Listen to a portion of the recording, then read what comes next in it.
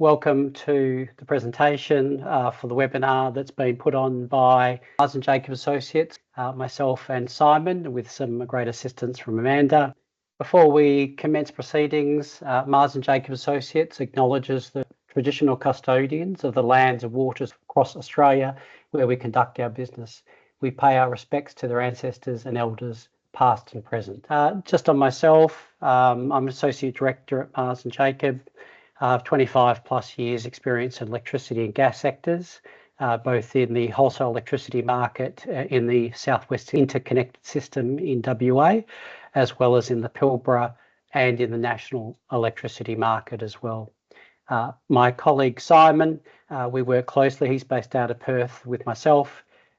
He does a lot of our modelling that we do. So we do dispatch modelling using our profit model for both WEM, NEM and for other systems. And a lot of the results that Simon will produce later is based off that profit modelling that we've done for, I guess, the cost of decarbonising industry in Western Australia. Why should industry decarbonise operations? I guess drivers for industry to decarbonise, you have both federal and state government commitments to net zero by 2050. It isn't a reduction in gross emissions, there is a reduction in net emissions, which I guess does assume that there can be some fossil fuel use past 2050, but that they'll be offset by some sort of carbon offsets or even carbon sequestration. So that's obviously a key driver. There's capital markets and shareholder expectations that industries will decarbonise their operations. And that has been quite a loud voice in recent times for many firms, companies to actually decarbonise their operation. Potential export penalties for high carbon products. I guess that was highlighted with the EU's carbon border adjustment mechanism. And we have talked to some industries in Australia who are worried about that, about exports from, say, mineral processing, manufacturing into European markets, and whether there would be effectively a carbon penalty if the emission intensity in European countries is less than Australian, or where it's produced in Australia. So that's, I guess, another driver for why decarbonisation has been important. Tightening emission limits under the Australian Safeguard Mechanism. That has recently had a bit of discussion as part of these roundtable discussions. Productivity Commission released a report yesterday talking about reducing the Safeguard Mechanism. I think it's from 100,000 tonnes per annum down to 25,000 tonnes per annum, and making those emission limits more binding on industries to achieve reductions. So that's being discussed as we speak, and it clearly looks like that there's an appetite to further tighten those emission limits to provide some incentive for large-scale industry to decarbonise more rapidly than what's occurred to date. Government and agency incentives for decarbonisation. There's a lot of different mechanisms that have been put in place to do that. You've got things such as Powering the Regions Fund, National Reconstruction Fund, ARENA's Industrial Transformation Stream, Future Made in Australia Innovation Fund, Hydrogen Head Start Program, and even the Low Carbon Liquid Fuels as well. So there's plenty of schemes that provide capital funding, low interest loans to enable firms to decarbonise their operations, both in terms of investigating the R&D as well as potential capital as well, capital funding as well. And the one that we're really focusing on today is the last one. That's the reduction in the cost of renewable energy due to decreasing capital costs and as well as government subsidies, although government subsidies are becoming substantially less as we see the fall in LGC prices that I'll comment on later. So certainly, yeah, the cost of, I guess, firmed renewable energy is starting to reduce, and we provide a bit of analysis on that on the next page. Thanks. So what I've got here is I'm trying to highlight why achieving emissions reductions may be the way to go in the future, especially for those facilities that are caught by the safeguard mechanism.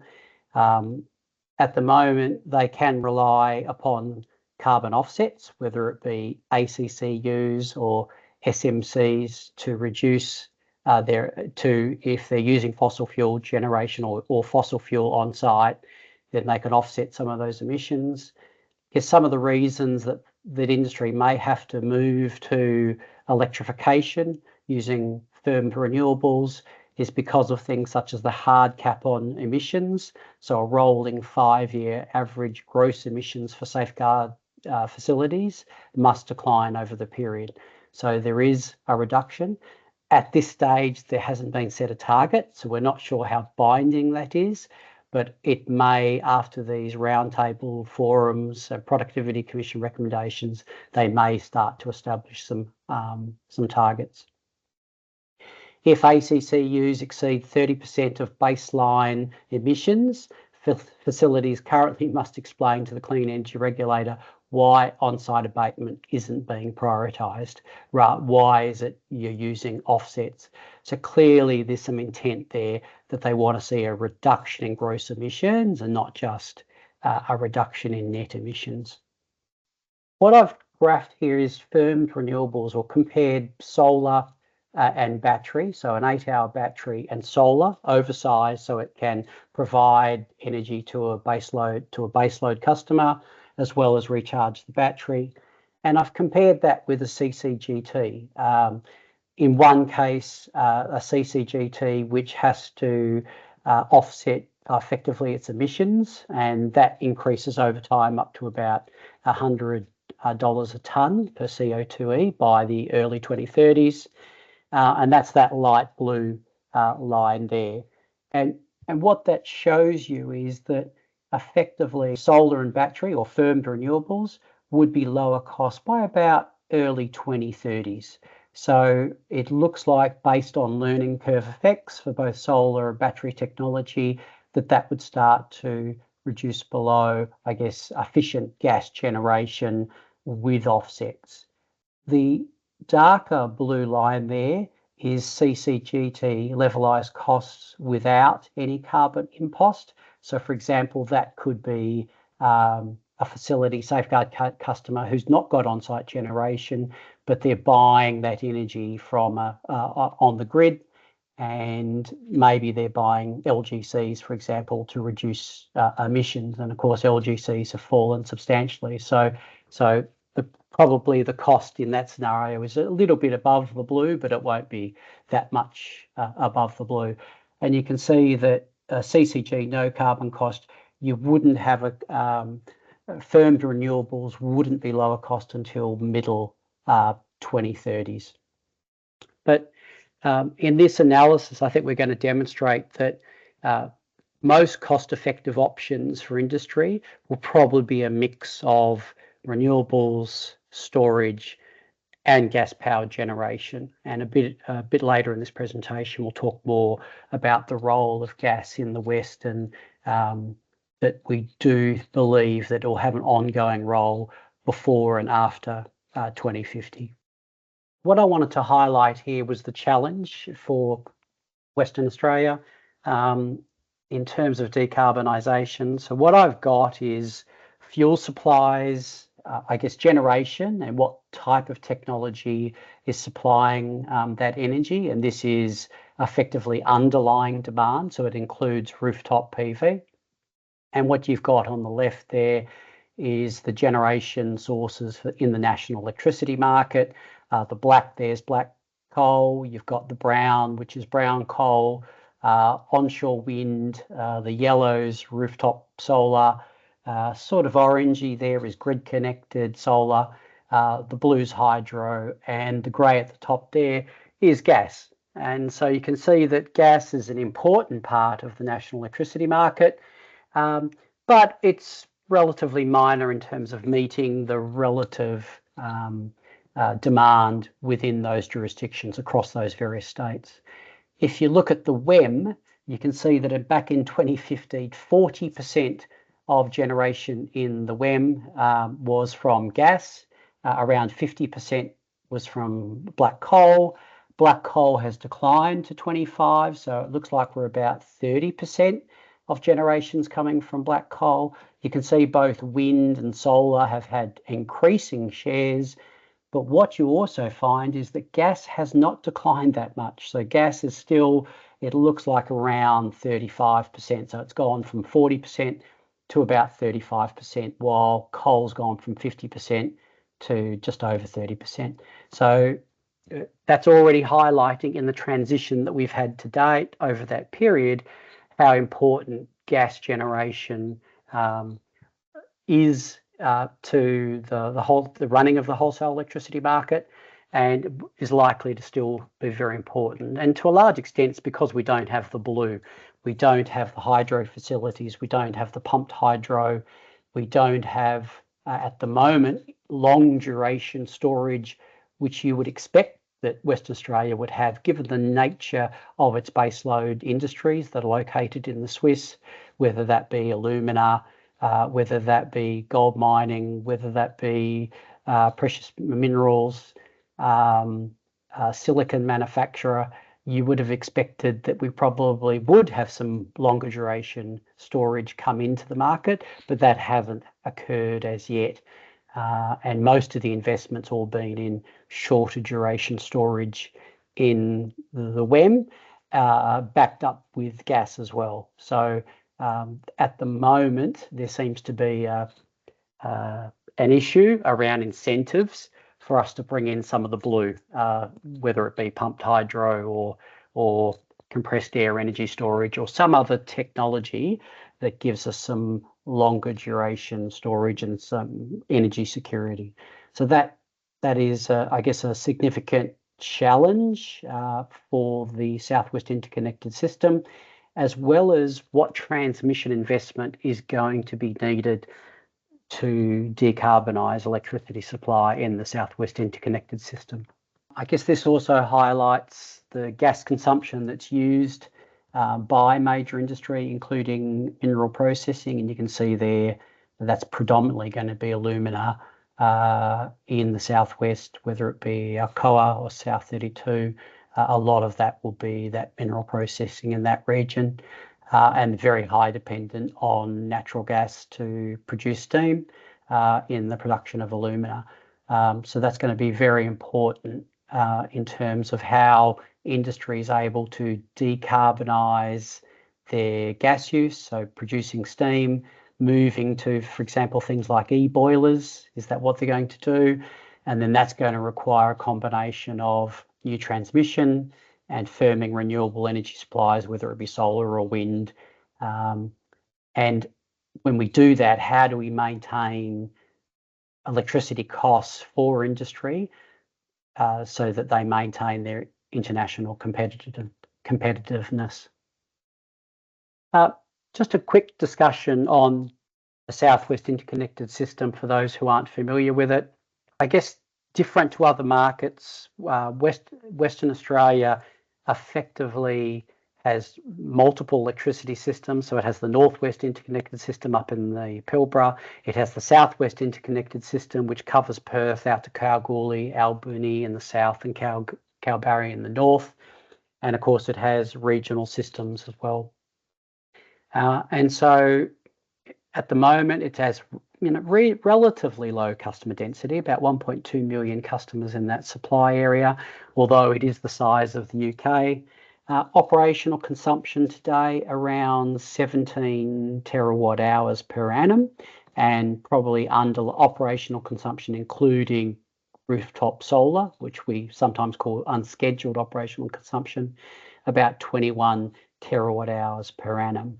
I guess what's from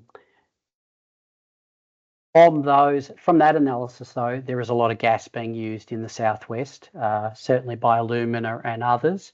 And if you were to include alumina and they can't go onto the grid to obtain renewable, then you could see underlying consumption going from, say, 21 terawatt hours per annum up to about 37, 38 terawatt hours per annum.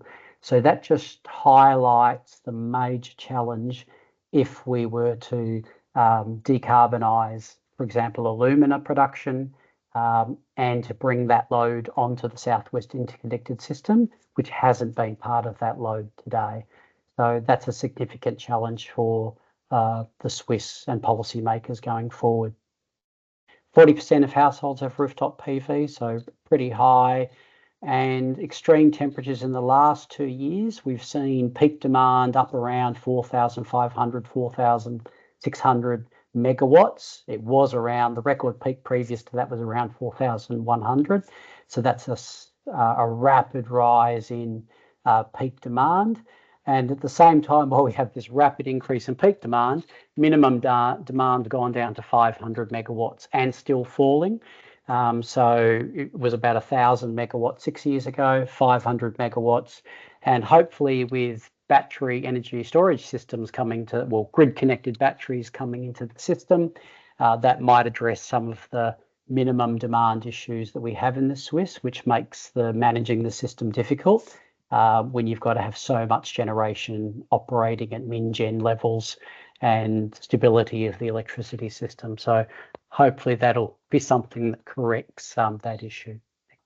I just really want to highlight that the transmission challenge is significant for the Swiss. So at the moment, there's been a lot of focus in the North Country area, and the government, I think, announced last week the funding for the upgrade of the 132 kV line to 330 kV cable, which will hope overcome constraints in that region, and that will certainly allow more wind and solar developments in that North Country region, which then supplies down into Northern Terminal in the Perth region. East Country, that's out to the east on the way to Kalgoorlie. That's that Merredin, Condon, Narrogin region. There's certainly a lot of large-scale wind and solar projects that need to be unlocked there. Clean Energy Link East has been proposed. There's no firm date on when that would achieve FID, but that'll be quite important to unlocking some of the wind and solar resources in that region. Southeast, which is down in that Kojonup region where you've got Albany and the Flat Rocks wind farms. It's a good wind precinct. Once again, that needs development of 330 kV lines to be able to open up that area to become a regional REZ, effectively renewable energy zone. And the southwest is in that Bunbury, Kemerton, Busselton region. There's capacity for new renewables in that region, but there's a lot of alternative uses, urban tourism and industrial demand. So I don't know how much renewables will be developed in that region relative to the other regions because of the competing land use. So hence we've seen a lot of storage facilities go into that region rather than grid-connected solar or grid-connected wind farms. The East Goldfields region out at Kalgoorlie, I think that's the most contentious around where that region goes, whether that will become an islanded system and supplied. There's obviously discussions with Energy Policy WA around that having its own sources of supply going north from wind farms, or whether it remains connected to the Southwest Interconnected System. But so far, because of high mining demand, limited availability of land and shorter term outlook of miners, it's always been very difficult to get off-takers to enter into long-term power purchase agreements. In terms of the wholesale electricity market, for those of you who don't know, it's an energy and capacity market design, unlike the national electricity market, which is an energy-only market. I guess the West Australia was an earlier adoptee of that, and the capacity mechanism helped to reduce fluctuations in energy prices so that the price cap in the energy market could be substantially lower. That was the theory behind why we went to a capacity market mechanism, to reduce that potential volatility in energy prices. Typically, capacity markets have led to oversupply, And we have seen that in the West since market inception up until recently, where we now have a shortage. But probably for the majority of the life, or since the market commenced in 2006, we have seen typically an oversupply and higher costs being incurred in the market than otherwise would be. In terms of the new WEM, new MEM, new wholesale electricity market commenced on the 1st of October 23, and security constrained economic dispatch was brought in, as well as 5-minute generation dispatch, 30-minute market settlement, and moving to 5-minute market settlement, I think later this year, unless that timetable's changed. And also the big one was co-optimization of energy and essential system services, or what used to be known as ancillary services. The WEN operations are governed by overall wanting to maximise economic efficiency in the market, focused on the long-term interests of consumers, but also meeting the holy trinity of security, lower price, and meeting environmental objectives as well. So there's a lot of objectives under the state electricity objective for the market. The energy market, primarily the WEM was designed as a bilateral contracts market, with instruments to help manage any imbalances in a party's contract or net contract position.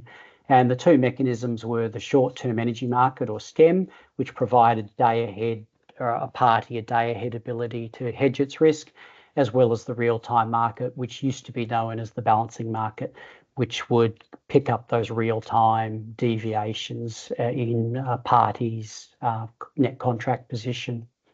You can sort of see that the prices there for, and this is for a average summer day, 25 versus 2020, and you can see that prices have gone up considerably at both a level position. So you can see prices during the day there used to be, I think, overnight around $60 a megawatt hour in real dollars, maybe $50 during the day when solar's operating, up to a quick peak, almost heading up to $115 a megawatt hour, and then lower again overnight. You can see that now in 25, we have probably more volatility in prices. You can see prices overnight around looks like about $90 a megawatt hour. Prices really falling as solar comes on, and then you can see prices during the day moving up and down, presumably function of solar irradiation levels. So whether there's clouds coming over and there's deviations in prices because there's less solar output or wind output even. So you've got some variation there, and then you've got some higher prices in the evening when gas generation has to come on to meet requirements in the market. What this highlights is that since 2018 to 24 here, and this is all in real dollars, we have seen substantial increases in both time-weighted prices and as well as quantity-weighted prices. So certainly the average price in the energy market has gone up considerably in that time. And you can see that generation on the system, or if you like, operational consumption, hasn't changed much at all.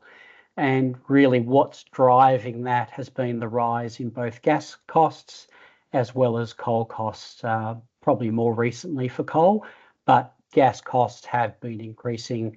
This is commodity prices, and of course delivered actual haulage costs have increased as well, but I'm just showing commodity costs there, so you can see that there is a direct relationship between where wholesale prices have gone and rising coal and natural gas prices. While energy prices have increased over time, as you can see in this graph, and this goes way back to 2007 and 8 up to 2027, 28, because it's a 2-ahead forward market for capacity, prices have really started to increase in recent times in that market as the market's tightened. And as we've also changed the benchmark technology, and I'll talk a bit about that. So the light blue there is basically the benchmark reserve capacity price that used to be based on the annualized cost of an open cycle gas turbine fixed frame unit. In 27-28, that's moved to a 4-hour battery energy storage system. and that's resulted in that benchmark technology cost rising quite steeply in 27-28. That price increase may not be sustainable because we expect battery costs to fall over time, but anyway, in 27-28, that's the cost that they're expected to be. So a step change almost in capacity costs for the market. The dark blue line there is the reserve capacity price. So that's the price after taking into account how much excess capacity there is in the market or whether there's a shortage. And you can see that in most years there has been excess. And so reserve capacity prices have been below the benchmark reserve capacity price up until around 24, 25. And you see it's crossed over. So we've had a bit of a shortage. And given the rising demand or peak demand that we've seen in the market, we could have quite a tight demand and supply situation with both the reserve capacity price approaching the BRCP price. So once again, I guess the story is rising energy prices, rising capacity prices. The other services, and I'll finish up now, is that we've had frequency regulation prices as well. We'll talk a bit more about them, but things such as regulation raise and lower prices, contingency reserve raise and lower, and we've also got ROC-OV control service, which is almost controlling system inertia as we move away from coal generation, gas generation to non-synchronous generation such as wind and solar and other types of generation. So what this does is looks at wholesale costs. So this is produced by the AEMO, and this is the most recent Q1, so that's January to March 25. And you can see that the costs, so a bundled wholesale cost, which includes real-time energy, it includes frequency control, ESS, it includes capacity costs. You can see that we're almost up to $150 a megawatt hour in the last quarter, and it's been increasing from previous quarters. I think it was over 150 in Q4 2024, but there's been some reforms to the market there which have contributed to a reduction. So we've been looking at about $150 a megawatt hour.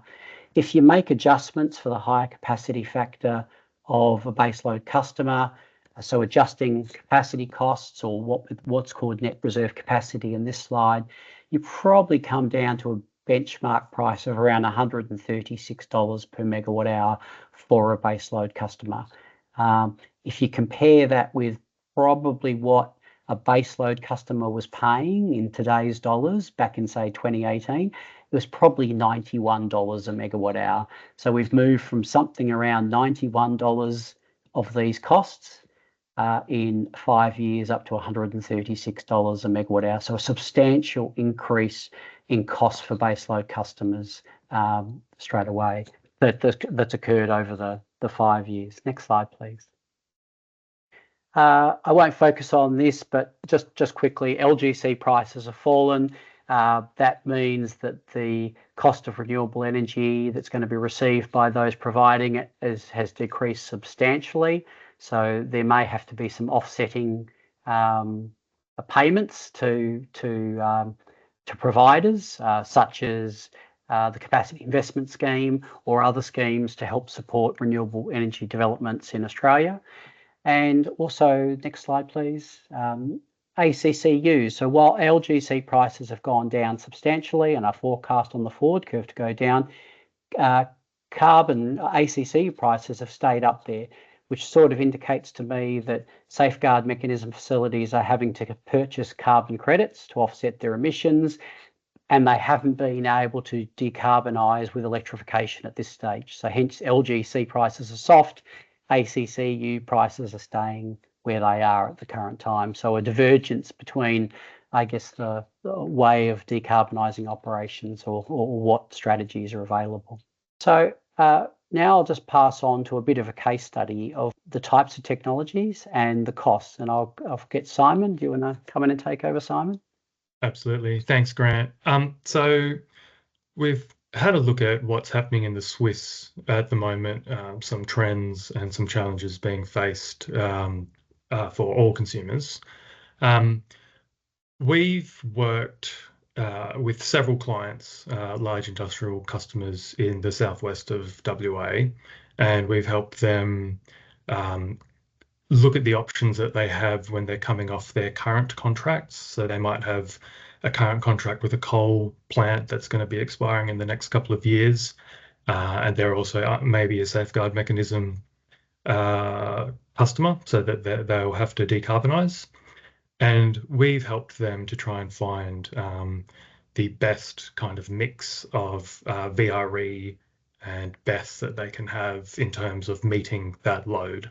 So I'm going to be talking about a case study that we've done, some of the options we've presented, and just highlight the kind of challenges that these customers are going to face in terms of costs to secure wholesale electricity. Just to note, we don't include a carbon cost here or transmission charges. And yeah, the whole point of this is just to find a mix that suits that customer's need. So we have essentially three options. The first option is just to buy from the RTM, which we don't highlight here, but we will discuss a little bit later. But this option here is entering into a PPA with a solar farm, and you have an 8-hour BESS behind the meter. So on the right-hand side, we've got the graph there that's just showing the profiles of the solar, which is the large yellow portion. And you can see that that's providing quite a lot of generation throughout the middle of the day. We also have the 8-hour BESS, which is providing generation primarily in the evening with a little bit in the morning. And you can see that there is some exposure to the RTM. So even if you do have the BESS and you do have the solar, you're going to have to purchase approximately 30% of the energy that you need to meet that load of yours. So we've assumed just a flat load of 114 megawatts, and that's going to be met by this solar and this BESS here. Under this kind of combination of solar and BESS, for instance, in 2028, we'd see that this would cost you at around $105 per megawatt hour to supply this load. We also note that through the optimization process, we see that the solar would need to be oversized, and that would be at about 325 megawatts, and then the BESS would be 8 hours and at 114 megawatts. If we now move to the next slide, we can see the next option that we kind of proposed. And this was a combination of having a solar and a wind PPA, and you've got a 4-hour behind the meter BESS on site for this customer. And on the right, again, you see the profile of generation, and you can see that the solar and the wind's quite complementary. So when the solar is high, the wind is low, and when the wind is low, the solar is high, which kind of provides you a fairly flattened out kind of profile of production that you get. And then we have the dark purple providing you with that firmed BESS capacity, just with a little bit less than it was for the previous case, mainly because it's a 4-hour BESS instead of an 8-hour BESS. In this case, we have 25% of the load is exposed to the RTM, so you're slightly less exposed to the RTM than you were previously. Under this situation, we're seeing the cost would be around $110 per megawatt hour in a single year. That would be based on having 2 PPAs instead of the one, and having to cover those costs. So again, it's 114 megawatt load with 100 megawatts of solar, 150 of wind, and 114 of BESS. So these sizes have been chosen to kind of meet the client's needs and to work alongside with what they were willing to be exposed to in the RTM. When we look at the cost stack, there are several key things that are used that are built into it. So you've got your PPA prices, you've got your RTM prices, ESS, capacity market fees, and things like that. That will all be built in together to provide you with what your cost stack will be. We're just going to focus on the RTM prices and the capacity market prices because they're going to be the larger contributors to what a wholesale consumer will be paying. And this is just some of the generalized forecasts that we've had that we've used previously. And we see that in the early years, you have an increase in RTM prices, which is going to be driven by the closure of the existing coal plants. So you've got Collie, Muja D, and Blue Waters that are going to be retiring by the early 2030s, and we expect that that's going to cause some sort of shortage that will cause increases in prices.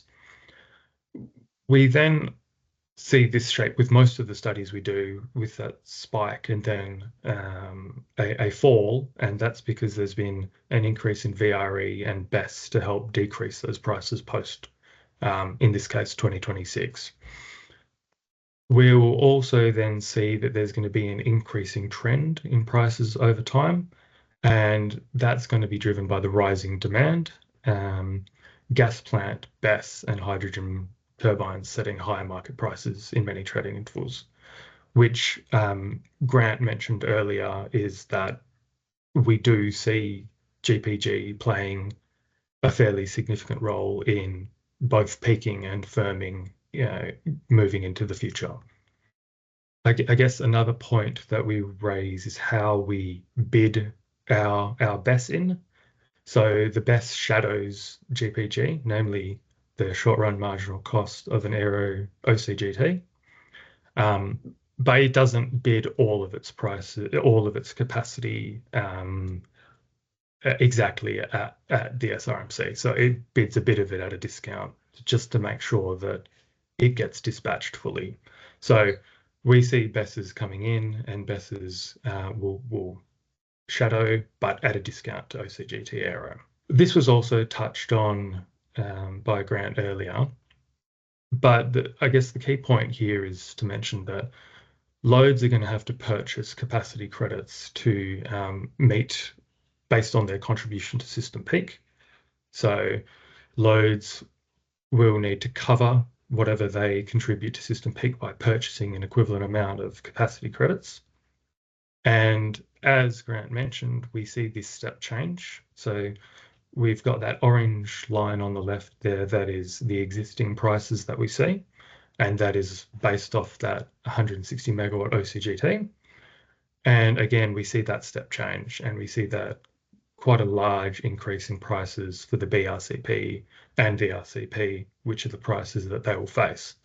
So obviously, if you have your RTM prices increasing, as we showed in the previous slide, and you've got your reserve capacity prices increasing in this slide, it all fits together and points towards wholesale electricity costs increasing in the future for your large industrial customers. We also note that this RCP curve on the left there is falling due to mainly technological and learning effects, but there's questions as to whether that's going to be still set by a 4-hour BESS into the future. So potentially you could see that even goes higher if we move to a different technology that sets the BRCP. So this is kind of just a breakdown of the major contributors to what a baseload customer, what the cost stack would be comprised of. So we very briefly discussed the spot purchases. And unsurprisingly, if you were just to purchase from the spot market, you'd have about 63% of your total cost stack coming from spot market purchases. The next biggest one would be the net capacity credit revenue. So you'd have to purchase capacity credits to offset the load that you have. And those are the two major ones for the spot purchases. If we just look at the second column, you'll see now that you're less exposed to the net energy market revenue. You actually get positive capacity credit revenues via the PPA, but you incur quite a lot of costs on the capital and connection costs and the fact that you have a PPA.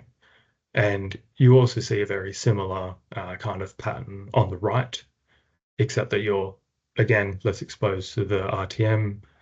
You've got slightly smaller capital and connection costs, but your PPA is again higher. So these are just all the components that make up the cost stack. And again, going back to those previous slides, the main components are generally the RTM and what's going on in the capacity market. If we were to use the first option, which was just to purchase from the spot market, over the life of the contract, you'd see that you'd be around $127 a megawatt hour. If you were to just use that option with the solar and the BESS, you'd be at around 121. And if you were to use the wind and the solar, you'd be at around $117 per megawatt hour.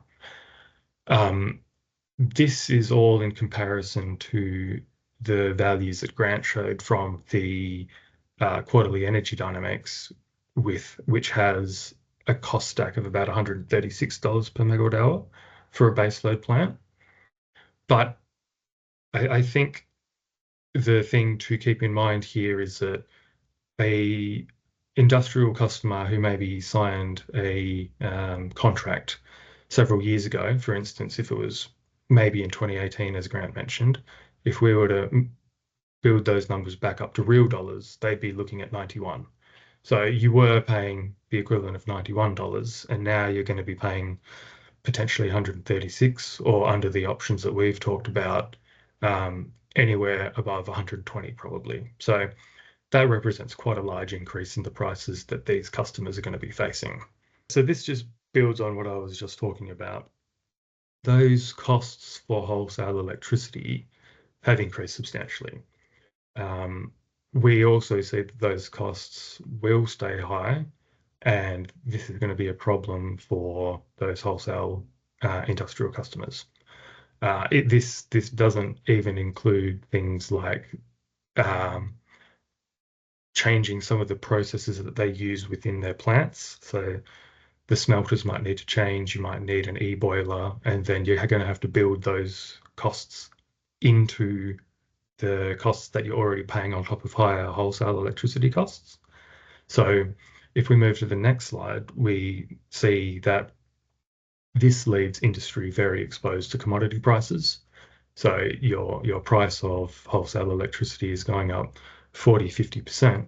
If the price of your commodity doesn't increase commensurately, you will be squeezed on the margins there. So there could be downsizing or closures of these industrial plants.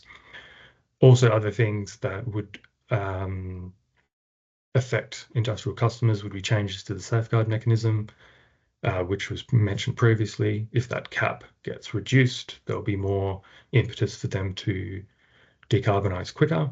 Or if the scope of the safeguard is expanded, more people will be captured, more people will need to think about how they need to transition away from their current energy supply. So we've mentioned before that we see GPG being in Swiss for at least post 2050. This is because there's yet to be proven long duration storage in the WEM. Current market only really incentivizes your shorter term BESS. We do note that in the most recent ESU, they've changed how BESS get accredited capacity credits, and they're now from 27, 28 onwards, it will be based off 6 hours instead of 4. However, that still is most likely not going to be enough storage to last over those large peaky periods. And without the longer duration storage, and without any incentives to build that longer duration storage, there will be continued reliance on GPG to provide both firming and peaking. And we've made a fairly generous assumption here that there will be some hydrogen coming in. However, hydrogen prices will need to fall significantly for that to become a viable option to compete with OCGTs and reciprocating engines. So there's going to be gas in the Swiss for the foreseeable future.